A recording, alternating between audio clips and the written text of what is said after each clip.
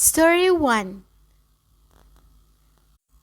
John and James were best friends. They fought for many reasons but never gave up their friendship. They went in search of a job and visited many places to earn more money. They passed through various places, villages, towns, forests, beaches, and were supporting each other all the way throughout their journey. One day they reached a desert and they had a very little food and water. John told James to eat half the quantity of food, and then once they get very tired and feel like they cannot make a step, they can eat another half and save water for later use. However, James disagreed. He wanted to drink water as he was very thirsty. They quarreled each other to have water. John slapped James and they walked in silence. They decided to have food and continue their journey. James wrote in sand, "My best friend slapped me." They shared the meager amount of food and water and finally reached an oasis. They were very tired after passing through the dry and hot desert. James was so happy to see the oasis and had a lot of fun in the water. While they both were bathing, James was a bit careless and began to drown. John rushed to him and saved James. James hugged his friend and thanked him. They had a little nap and decided to leave the place. They were about to leave and James coughed something on the rock. It was, "My best friend saved my life." John asked, "Why you were marking all this here, James?" James replied, "You slapped me, I wrote in sand. It was definitely not good. However, if you go and see the sand, you can find no letter wrote on the sand. Now I carved a good thing on the stone, and it will remain forever. We have to forget the bad things done to us and engrave the good things on the stone." Story 2. An old story tells us that one day a countryman knocked hard on a monastery door. When the monk tending the gates opened up, he was given a magnificent bunch of grapes. "Brother, these are the finest my vineyard has produced. I've come to bear them as a gift." "Thank you. I will take them to the abbot immediately. He'll be delighted with this offering." "No, I brought them for you.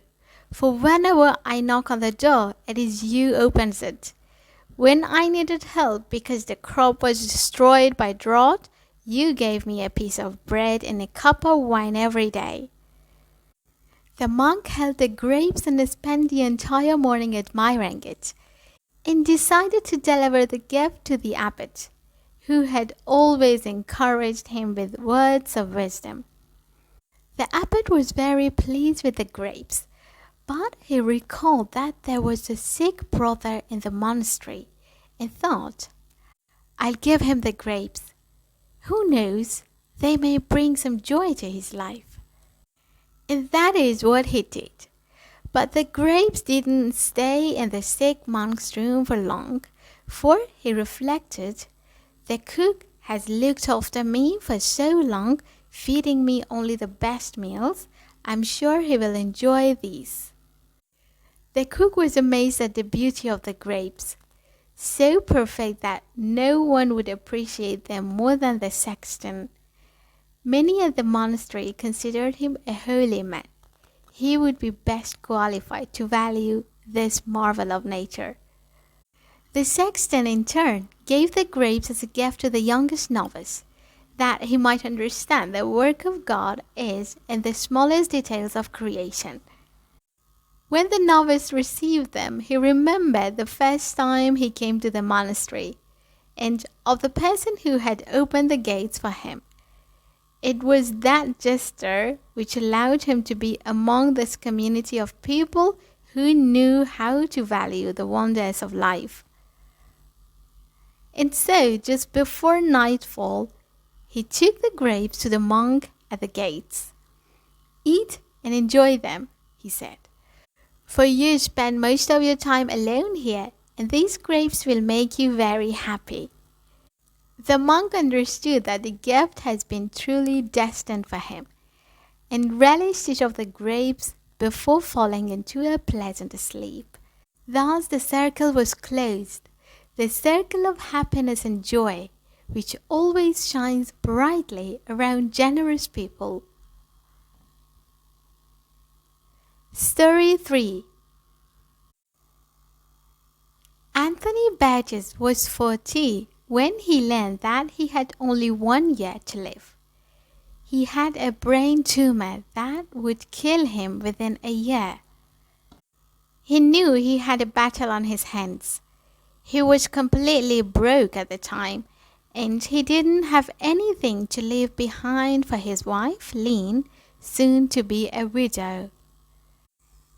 Burgess had never been a professional novelist in the past, but he always knew the potential was inside him to be a writer. So, for the sole purpose of leaving royalties behind for his wife, he put a piece of paper into a typewriter and began writing.